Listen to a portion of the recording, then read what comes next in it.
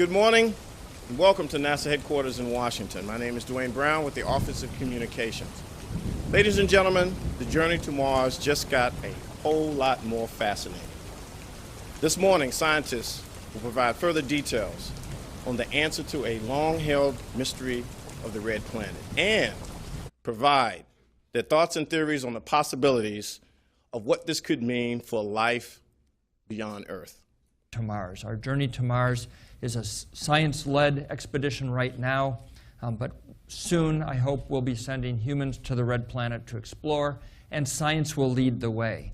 And today's announcement of a really fascinating result about current water on Mars is one of the reasons why I feel it's even more imperative that we send astrobiologists and planetary scientists to Mars to explore the question of, is there current life on Mars? Welcome, time travelers one and all, to Fitton's podcast for October 5th, 2015. I'm Robert P. Fitton, and today we're going to be talking about the planet Mars.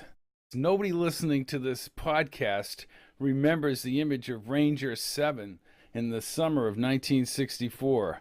Can I see a show of hands out there? 1, 2, 3. Not many.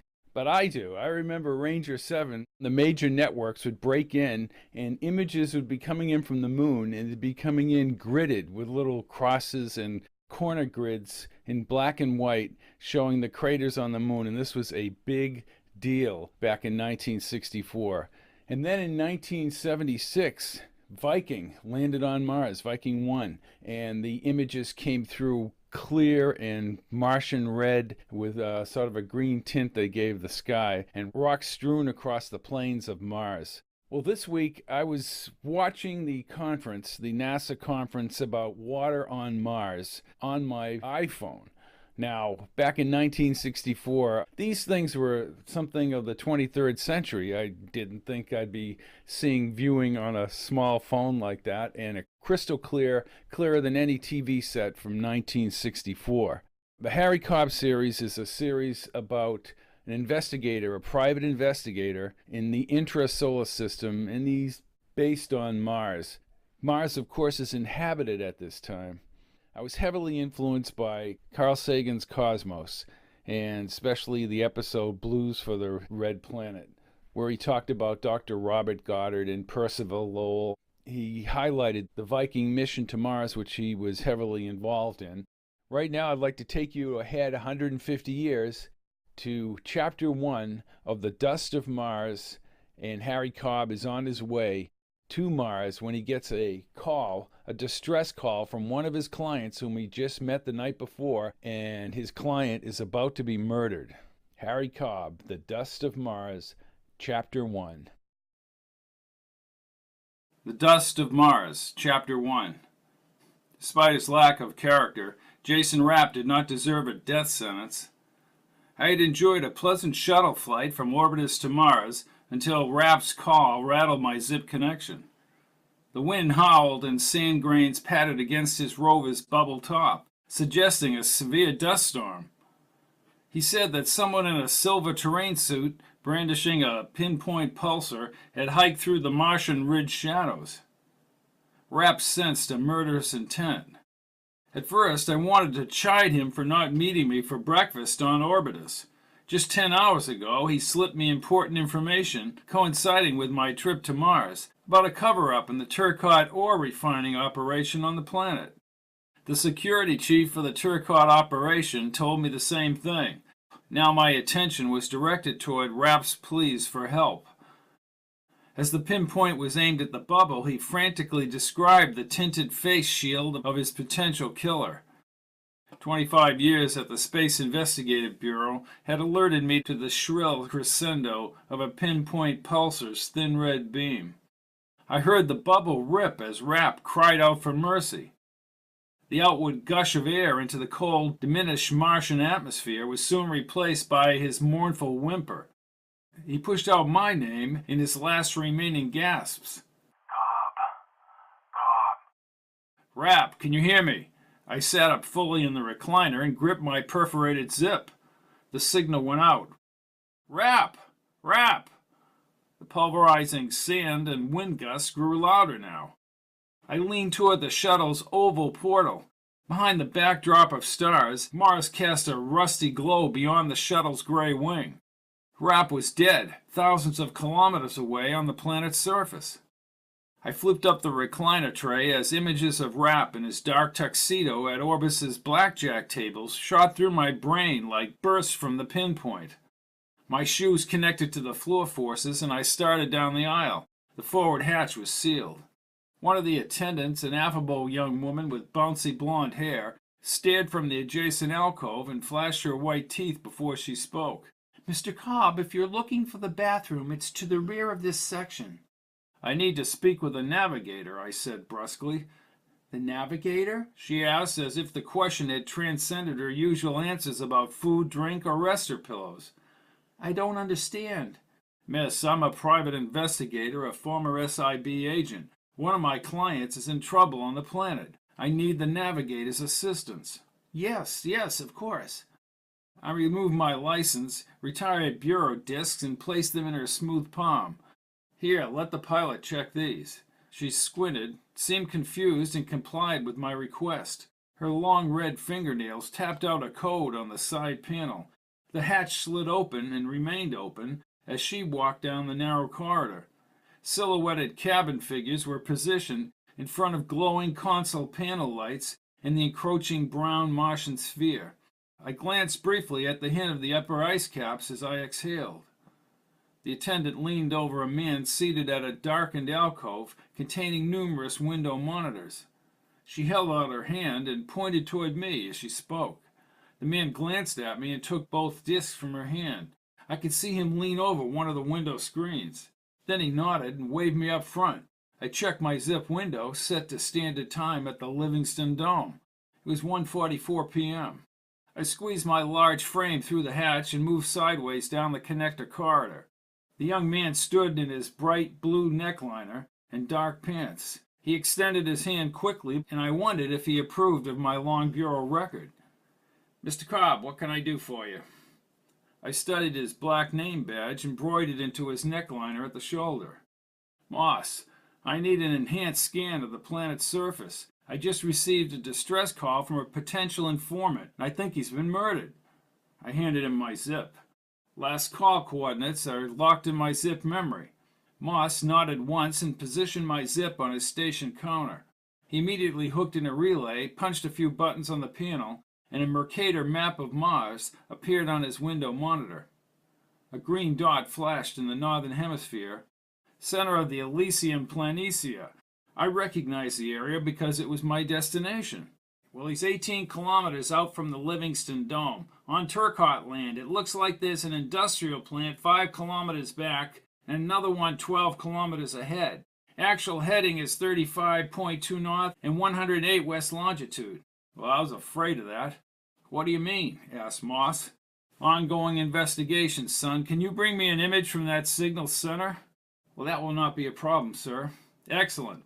As he worked the panels under the huge window monitor, I unclipped my zip and placed a call to John Patno in Livingston's security office. Moss now had a full picture of Mars, and he adjusted the clarity as my zip buzzed.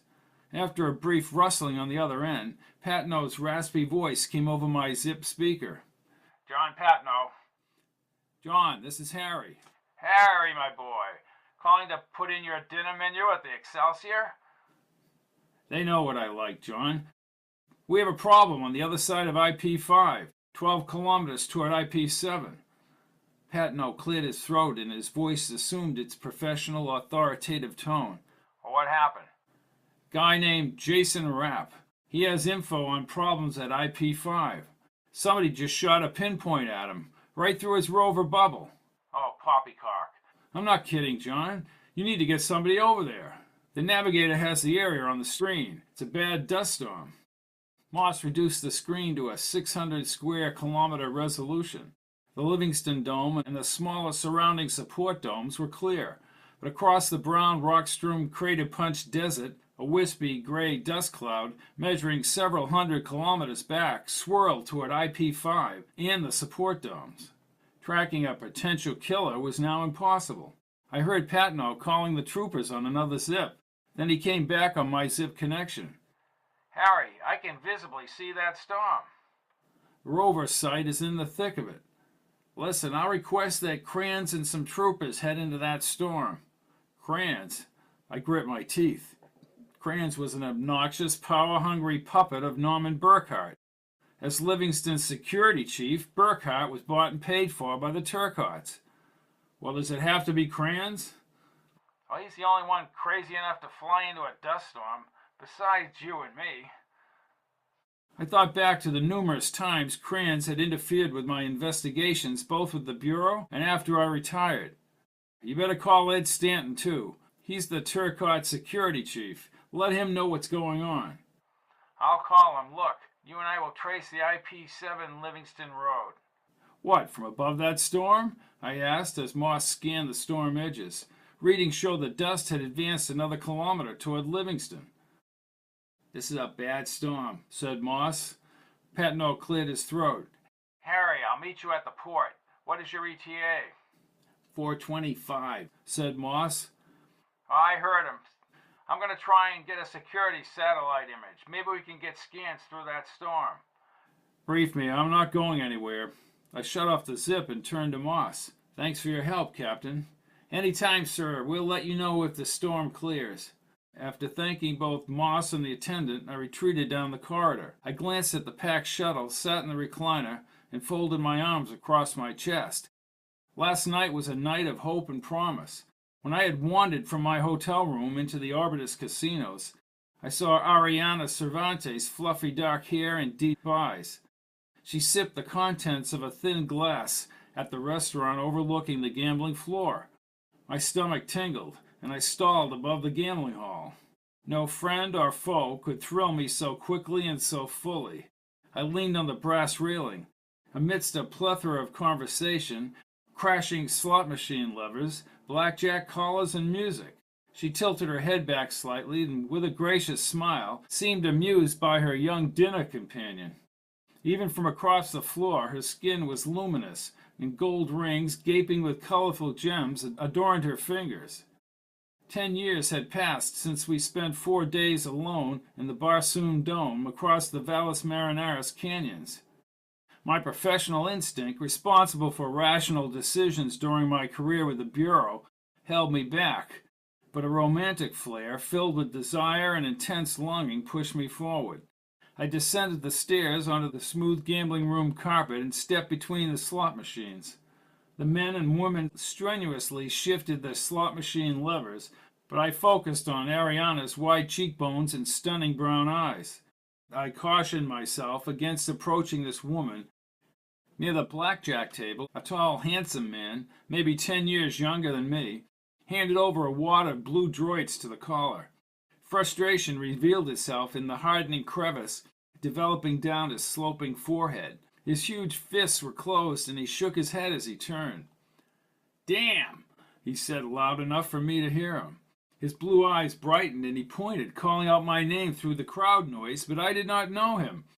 I pretended not to hear him and eyed Ariana, now enjoying a colorful sherbet at the upper table. He finally reached me and grabbed my arm as I passed the table. I looked down at his hand, and he breathed rapidly. "You're Harry Cobb." "And who the hell are you?" I asked, my heart still beating in anticipation of seeing Ariana again. His teeth were straight and white. "A man who can help you." "I don't like riddles, mister," I told him. "Who are you?" "Jason Rapp." He shook my hand tightly as if he were holding on for comfort. "Stanton called you to check the Turcotte iron smelting plant." "Yeah, so what?" "I know the truth about what really happened in that plant over the last year." I raised my brows, viewing Ariana out of the corner of my eye. "And what, pray tell, is that?" Confidence left his face, and his teeth chafed at his lips. "I can't do that right now." "You're wasting my time." I started across the floor again. "Wait, there are financial considerations here." "You just lost a wad full of droits," I said, and I faced him squarely. "Listen, Stanton is concerned product was not properly manufactured, and he can't prove anything because it happened months ago." "What do you mean?" Rapp rubbed his mouth. "Look, Cobb, meet me in the breakfast room here at the hotel. What time are you on?" "Livingston Standard." I gave him my zip address. His shifting eyes indicated a man under a great deal of pressure. He told me to meet him at 7 a.m. and then bolted back to the gaming tables. I alternated glances between Ariana and Rapp and continued across the room. Less than 50 feet above me, Ariana sat in a sleeveless blue velvet dress, and her layered dark hair was nestled on her bare shoulders. Again, I wanted to flee to the hotel shops, but instead trudged up the marble staircase as Oriental runner. I slowly rose above the leafy plants atop the retaining wall. Within the aromatic cuisine, the small restaurant's patrons were isolated within a cone of soft classical music, clean air, and red sensual light. I reached the upper level. Ariana slowly lowered her glass when she saw me. The young man held her wrist as she turned. She set her glass on the linen table and stood. Her friend watched her saunter around the restaurant tables. She was not a tall woman, but had a slim waist and a well-defined figure, accentuated by the form-fitting dress down to the knee. Her lips parted and her brown eyes filled as she extended her hands. Then she hugged me. God, I never thought I'd see you again, Harry. Her sensual perfume and warm touch brought me back to the chateau inside the Bassoon Dome. I remembered nestling against her smooth white skin as the warm breezes wafted through the chateau. Why did you leave, Ariana? Some things are better left in the past. Her eyes brightened and she smiled. But you're here now. I saw you from across the floor. She looped her arm under my arm, and you fought the urge all the way across the floor. Maybe. I was fixed on her dark, alluring eyes. You just look wonderful. She walked me to the brass railing above the gaming tables. I often think of that time we had at Barsoom. I don't think I've ever felt so far away, leaving my whole life somewhere else. She kept her arm locked. Her touch was warm and charged my body with just an inkling of the thrill I had experienced 10 years ago. Let me guess, as usual, you're here on business. I am. Was sorry to hear about the death of your father. He founded a great empire in Amalgamated Sureties. Moisture glazed her eyes and her arm tightened. Father died before his time. None of us expected it. I was always amazed at how he inspired people. I heard the pep talks when he was the main speaker that night we met. People, when properly following instructions, are the heart and soul of any operation. She turned like a window scanner, slowly panning, and released her arm, but held my hands. I want to go out, find a quiet place away from the fray and talk about old times, Harry. What about your dinner date? You're my dinner date. What do you say? I kicked myself for having doubts when I earlier crossed the gambling floor. Her presence before me seemed like a dream. Sure. Although this isn't a time travel novel, it is in the future, so I will categorize it as a time travel novel because we are all being brought ahead to the future approximately 150 years from now. This is Robert P. Fitton, and I've been zooming into the future.